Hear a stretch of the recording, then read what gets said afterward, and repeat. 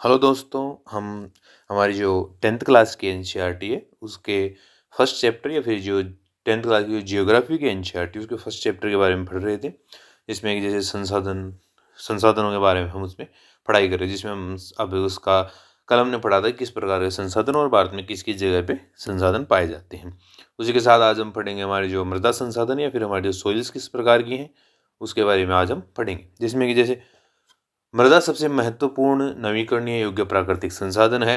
यह पौधों के विकास का माध्यम है जो पृथ्वी पर विभिन्न प्रकार के जीवों का पोषण करती है। मतलब अगर उपजाऊ नहीं है, इसका मतलब ये है कि वहाँ पे किसी प्रकार का जीवन संभव नहीं है। चाहे वो जानवर हो, चाहे वो पक्षी हो, चाहे इंसान हो, या चाहे किसी प्रकार की कोई भी एक प्रकार के कोई भी जीव हो, लेकिन उनका वहाँ पे एक प्रकार से वहाँ पे रहना संभव नहीं है। और अगर उपजाऊ है तो वहाँ पे बहुत ज़्यादा मात्रा में अगर हम देखें तो जानवर पाए जाते हैं। बहुत ज़्यादा में वो मात्रा में वहाँ पे अगर जंगल भी होते हैं, और साथ ही में वहाँ पे बहुत ज़्यादा मात्रा में एक प्रकार से इंसानों की भी काफ़ी ज़्यादा पॉपुलेशन होती है। इसके बाद हम बात करते हैं कि मृदा एक जीवित तंत्र है, क्योंकि मृदा लगातार बदलती रहती है। और एक प्रकार से अगर कोई भी वो चीज़ लगातार जो बदलती रहती है, अपने जो एक प्रकार से अगर हम देखें तो अपने गुणों को बदलती रहती है, तो वो जीवित होती है। तो इसलिए मृदा को एक प्रकार से जीवित तंत्र कहा गया है। और मृदा बनने की प्रक्रिया में उच्चावच, जनक सेल, संस्तर सेल, जलवायु, वनस्पति एवं अन्य जैव पदार्थों और समय का एक प्रकार से मुख्य कारक है। इसके महत्वपूर्ण अगर कारक तो कि मृदा किस प्रकार से बनती है उसमें इनका इन सभी जो चीज़ें हैं, इन सभी जो कारक हैं, इनका काफ़ी ज़्यादा इंपॉर्टेंस है। उसके साथ हम बात मृदा जैव या फिर जिसे ह्यूमस कहते हैं और अजैव दोनों प्रकार के पदार्थों से बनती है। मृदा बनने की प्रक्रिया अत्यंत धीमी होती है। इसका अंदाजा इस बात से लगाया जा सकता है कि 1 सेंटीमीटर पर मृदा बनने में कई लाख वर्ष लग जाते हैं।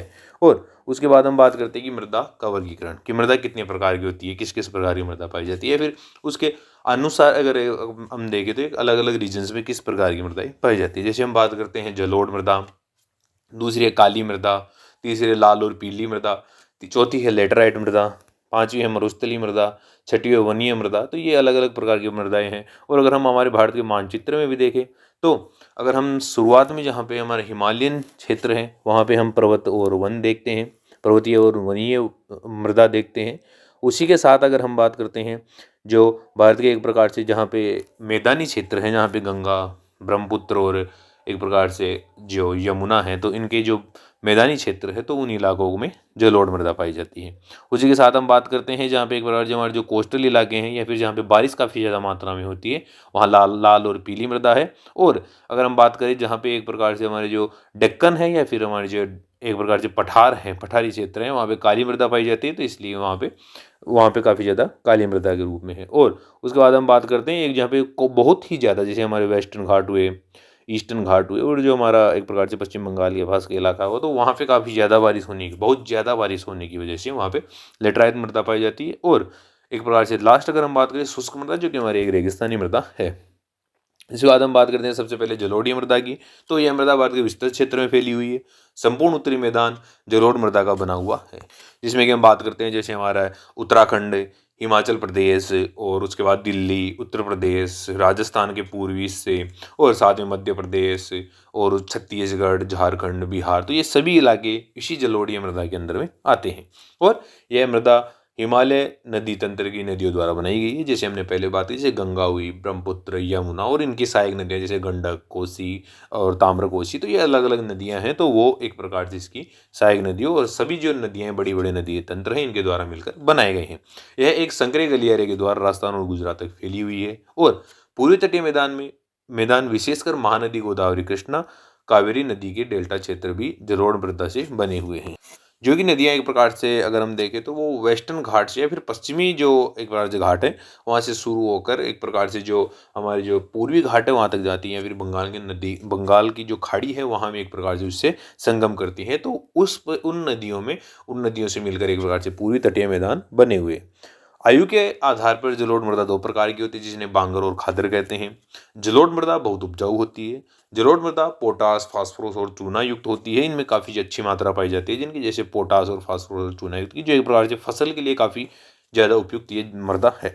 इसी के कारण यहाँ पे काफ़ी अच्छी फसलें भी उगती हैं, जैसे गन्ना, चावल, गेहूँ और दलहन। तो ऐसी फसलें भी यहाँ पे काफ़ी ज़्यादा उगती हैं। उसके बाद हम बात करते हैं कि काली मृदा, इसे एक प्रकार से रेगूर मृदा भी कहते हैं। और जो काली मृदा कपास की खेती के लिए बहुत उपजाऊ होती है। यह मृदा दक्कन का पठार है, जो हमारा एक प्रकार से जो हमारे महाराष्ट्र, जो दक्षिणी गुजरात, महाराष्ट्र, कर्नाटका और एक प्रकार से आंध्र या तेलंगाना का जो हमारा पश्चिमी हिस्सा है, तो वहाँ पे जो एक प्रकार से दक्कन का पठार स्थित है, उसको ही एक प्रकार से वहाँ पे ये मृदा पाई जाती है। और एक प्रकार से ये मृदा जो लावाजनक शैलें होती हैं उनसे बनी होती है। यह मृदा महाराष्ट्र, सौराष्ट्र, मालवा, मध्य प्रदेश और छत्तीसगढ़ के पठार पर पाई जाती है। और उसी के कारण इसकी जो नमी धारण करने की क्षमता होती है वो बहुत अच्छी होती है। इस कारण इस मृदा में कैल्शियम कार्बोनेट, मैग्नीशियम, पोटास और चूने जैसे पौष्टिक तत्वों की मात्रा बहुत अधिक पाई जाती है। और इस कारण यह मृदा कपास के लिए काफ़ी अच्छी तरह उपयुक्त होती है। इसमें फास्फोरस की मात्रा कम होती है और गर्मी और शुष्क मौसम में इस मृदा में दरारें पड़ जाती हैं। जिसके बाद हम बात करते हैं लाल और पीली मृदा। लाल मृदा दक्कन की पठार की पूर्वी और दक्षिणी भागों में रवेदार चट्टानों पर कम वर्षा वाले भागों में पाई जाती है।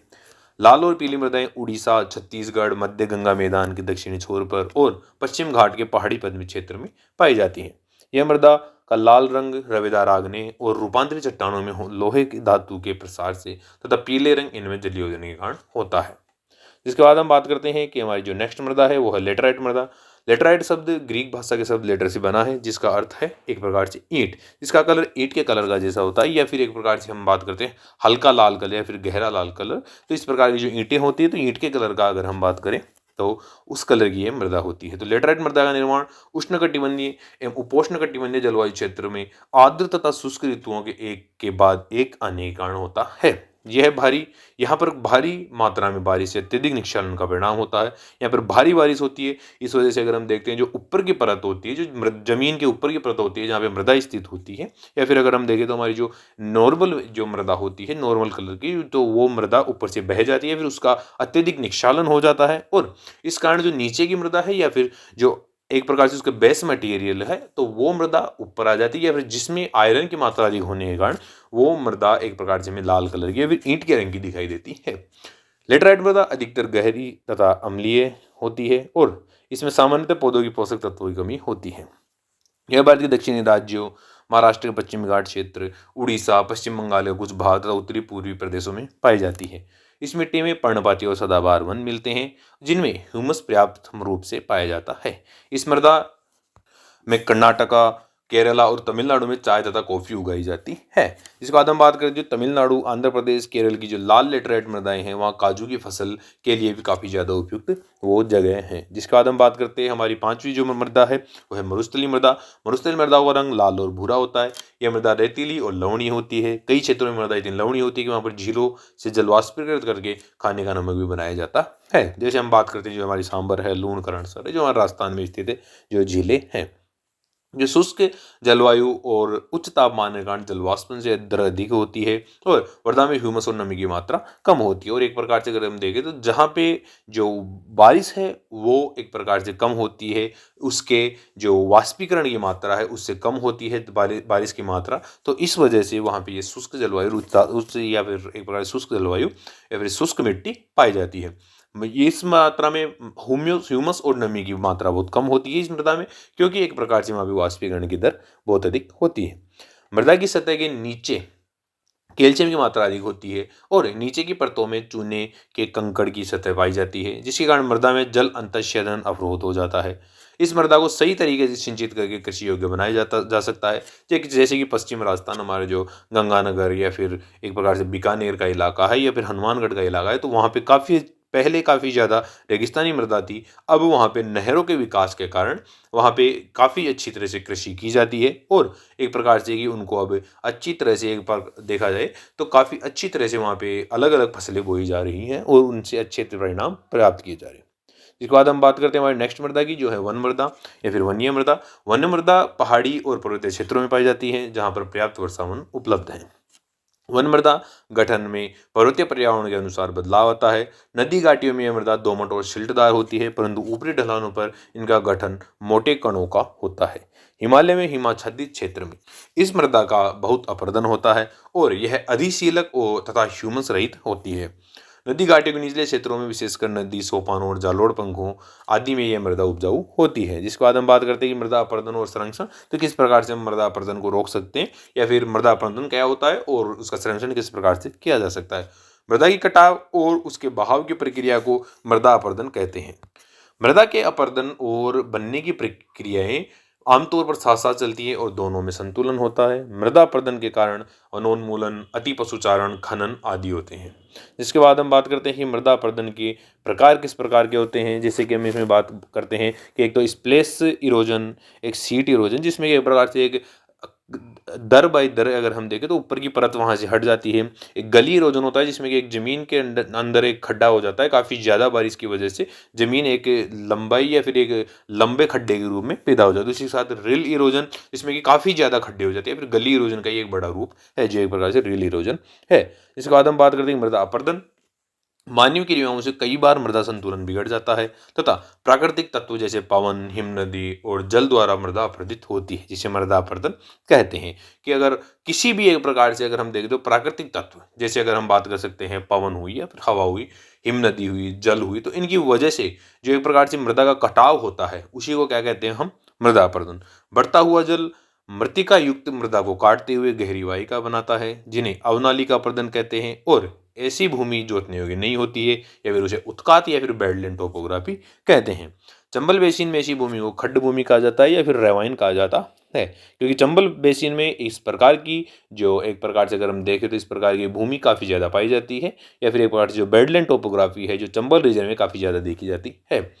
कई बार जल विस्तृत क्षेत्र को ढकी हुई ढाल के साथ नीचे की ओर बहता है और ऐसी स्थिति में इस क्षेत्र की ऊपरी मृदा घुलकर जल के साथ बह जाती है, जिसे चादर अपरदन कहते हैं या फिर शीट इरोजन कहते हैं। जिसके साथ साथ के ऊपर की जो मृदा है वो नीचे की तरफ बहती जाती है। पवन द्वारा मैदान या ढालू क्षेत्र से मृदा को उड़ा ले जाने की प्रक्रिया को पवन अपरदन कहते हैं, जो कि एक प्रकार से हम देखें तो हमारा जो पश्चिमी राजस्थान है उसके इलाके में काफ़ी ज़्यादा देखा जाता है, क्योंकि रेगिस्तान में ये काफ़ी ज़्यादा इस प्रकार की प्रक्रियाएं काफ़ी ज़्यादा देखी जाती हैं। और कृषि के गलत तरीके से मृदा अपरदन होता है, जैसे कि ढाल पर ऊपर से नीचे की ओर हल चलाने से वाहिकाएं बन जाती हैं, जिसके कारण आसानी से मृदा का कटाव होता है। मृदा अपरदन के अगर हम उपाय की बात करें तो इसके क्या क्या उपाय हो सकते हैं, तो इसका उपाय यह है कि ढाल वाली भूमि पर समुच्च रेखाओं के समानांतर हल चलाने से ढाल के साथ जल बहाव की गति धीमी होती है, जिसे समोच्च जुताई या फिर कॉन्टोर प्लॉगिंग कहते हैं। ढाल वाली भूमि पर सोपान बनाकर कृषि अपरदन को नियंत्रित करते हैं। पश्चिमी और मध्य हिमालय के सोपान अथवा सीढ़ी, जहां वहां पर सीढ़ीदार कृषि भी की जाती है, ताकि वहां पे जो मृदा अपरदन है उसको रोका जा सके। बड़े खेतों को पट्टियों में बांधा जाता है। फसलों के बीच में घास की पट्टियां उगाई जाती हैं जो कि पौधों की गति को कम करती है। इसे पट्टी कृषि कहते हैं, जिससे कि एक प्रकार से जो मिट्टी का अपरदन है उसको रोका जा सके। पेड़ों को कतार में लगाकर एक प्रकार रक्षक मेखला बनाया जाता है और उससे पौधों की गति को धीमा किया जा सकता है। तो इसका भी यूज एक प्रकार से हम देखें जो मृदा का जो अपरदन होता है उसको रोकने में किया जाता है। इन शेल्टर बेल्ट का पश्चिमी भारत में रेत के टीलों के स्थायीकरण में महत्वपूर्ण योगदान है। तो इस प्रकार से जो हमारे एक प्रकार से अगर हम देखें जो हमारे रेगिस्तान है तो वो काफ़ी ज़्यादा फैलते जा रहा है, और उसको रोकने के लिए ये सभी एक प्रकार से प्रक्रियाएं की जा सकती हैं, जिससे कि जो हवा के माध्यम से जो रेगिस्तान की जो मिट्टी है वो हमारे जो उपजाऊ क्षेत्र है वहाँ पे आती है और इस वजह से वहाँ के उपजाऊपन को ख़त्म करती है। तो हम उस हवा के प्रवाह को रोक सकते हैं, जिससे कि हमने बात की जैसे रक्षक मेखला, जो हमें काफ़ी ज़्यादा पेड़ों की मात्रा, पेड़ लगाए जा सकते हैं जिससे कि वो हवा आगे या फिर हमारी जो उपजाऊ जमीन है वहां तक ना पहुंच सके और उसी जो रेगिस्तानी इलाका है वहां तक ही वो स्थिर रह सके। तो इस प्रकार से हम बहुत से तरीकों से मृदा अपरदन को बचा सकते हैं और एक प्रकार से हम हमारे एक बार से बिहेवियरल चेंजेस या फिर हमारे जो बिहेव है उसमें चेंज करके भी काफ़ी अच्छी तरह से हम मृदा अपरदन को रोक सकते हैं। तो इसके बारे में आज हमने पढ़ा कि जिसमें हमारे जो मृदा संसाधन है वो किस प्रकार के थे, और अगले वीडियोज में हम पढ़ेंगे कि जो हमारे अदर संसाधन हैं, जो हमारे पास अदर मिनरल्स है तो वो किस प्रकार के हैं, उसके बारे में हम अगले वीडियोज में पढ़ेंगे। Thank you.